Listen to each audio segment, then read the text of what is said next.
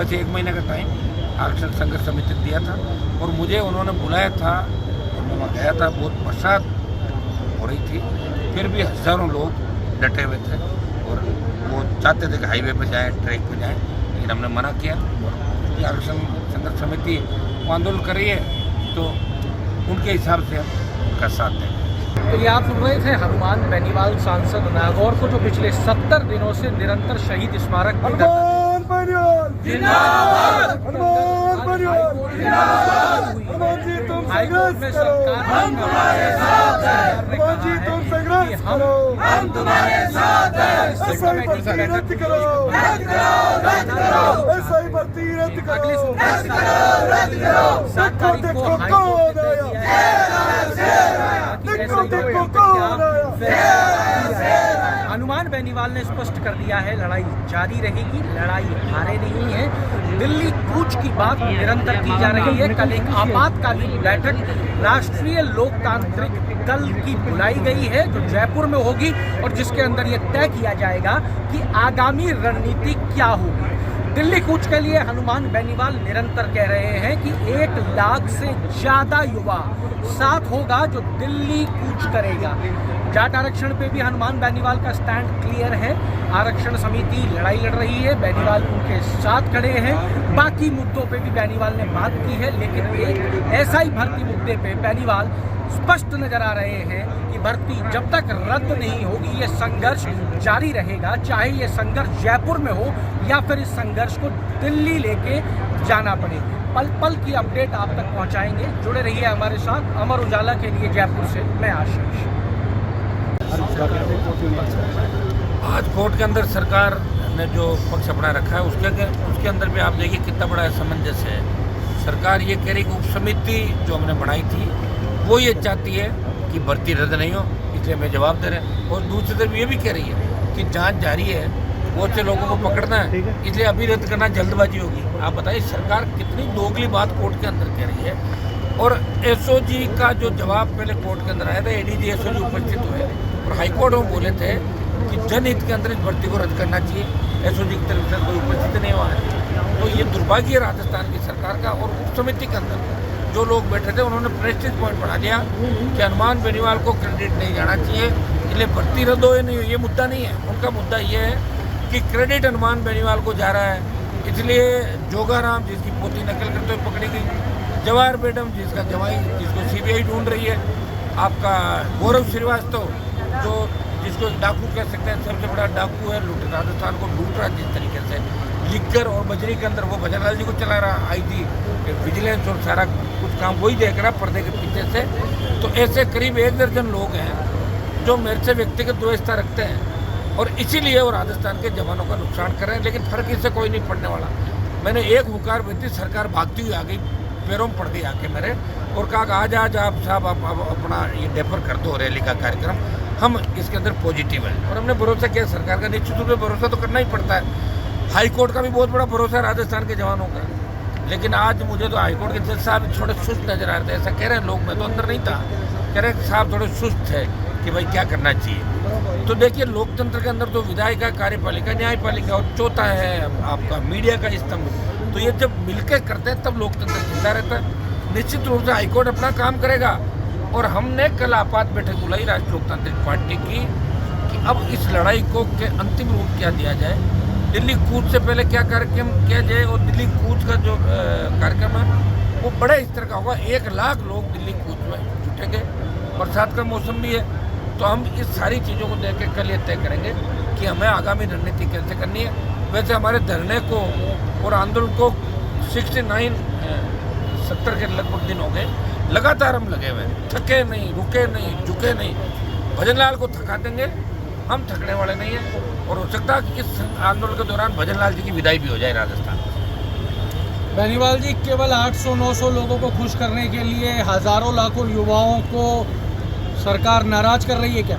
ये तो कर ही दिया ना नाराज, सरकार को पता कि वापस तो आना नहीं है और भजनलाल जी को अच्छी तरह पता है कि पर्ची खुल गई और ये भाग्य उनका था। मैं तो भाग्य पर भरोसा ही करने लगा। एक तो भजनलाल जी सीएम बने और दूसरा वो हवाई जहाज से बच गया था अहमदाबाद के अंदर, तो मुझे लगा कि भाग्य तो कहीं न कहीं निश्चित रूप से, इसलिए मैं खुद आजकल भाग्य पे बहुत बड़ा भरोसा करने लग गया। ये तो इनके लॉटरी खुल गई। अब कितने दिन ही रहते हैं, पूरा परिवार काम धंधे में लग गया, प्रॉपर्टी से लेकर सारे कामों में, तो इनकी विदाई भी जल्दी हो जाएगी राजस्थान से। सरकार का दोगलापन नहीं है? पहले जब विपक्ष में थी बीजेपी तब तो कह रही थी रद्द कर दो। सरकार पूरी दोगली है, दोगलापन क्या है, दोगली सरकार है ये, सरकार दोगली है। और कांग्रेस ने कबाड़े किए, इन्होंने कांग्रेसियों को बचाया, फिर कांग्रेस इनको बचाती रहती है। चोर चोर मौसेरे भाई, एक सांपनाथ दूसरा नागनाथ। मैं उनको पूछना चाहता हूँ, उन नेताओं को जो ऐसा ही भर्ती रद्द कराने की बात कर रहे थे, क्या थूक के चाटे क्या आप सबने? ठीक। और मैं मैडम को पूछना चाहता हूँ, मैडम साहब आपने थूक के चाट लिया? आप तो कह रहे थे रद्द होनी चाहिए भर्ती, क्या आप भूल गए?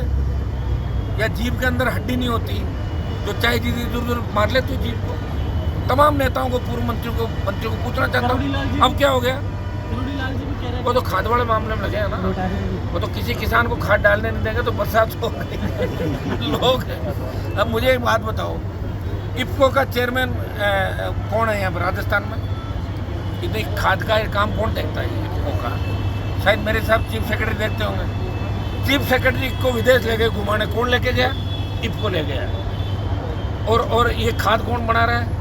इफ्को किसका है? दिल्ली का। स्टेट में गवर्नमेंट किसकी है? दिल्ली की। डॉक्टर साहब छापे किसमें मार रहे हैं? अपनी सरकार। लेकिन भजनलाल तो सीरियस ले रहा है। भजनलाल कह रहे कहाँ से मार रहे हैं छापे, बताओ? महुआ साइड इधर क्यों नहीं मार रहे हैं? बात तो सही है, उधर ही क्यों जा रहे हैं? इधर भी तो जाना चाहिए ना, इस साइड। लेकिन छापों का परिणाम क्या होगा? क्लियर करना चाहिए कि ये खाद खरीदो, ये मत खरीदो। जिन जो आपका इसका जैसे DAP आता है, दूसरे खाद आते हैं, तो डॉक्टर साहब को ये एक एडवाइजरी जारी करनी चाहिए मिनिस्ट्री से कि ये खाद खरीदो, ये मत खरीदो। क्योंकि इनके चक्कर में किसान तो भ्रमित हो गया, अब खाद ही नहीं खरीद रहा किसान। बिना खाद डाले पैदावार कैसे होगी, बताओ मुझे? पर दिल्ली का तो समर्थन मिल रहा है। शिवराज सिंह चौहान कह रहे हैं कि शिवराज सिंह जी खाली बैठा है तो बिल्कुल अभी पूरी तरह तो किए, दिल्ली रहना नहीं चाहते। इनके जैसे शिवराज सिंह जी दिल्ली में, वो वहाँ के किरोड़ी लाल जी हैं। हाँ, किरोड़ी लाल जी कह रहे थे ऐसा ही बुद्धि का मुद्दा मेरा है, हनुमान जी तो ले गए। नहीं, उनके ही मुद्दे हैं। सारे देश को आज़ाद उन्होंने कराया 1947 में।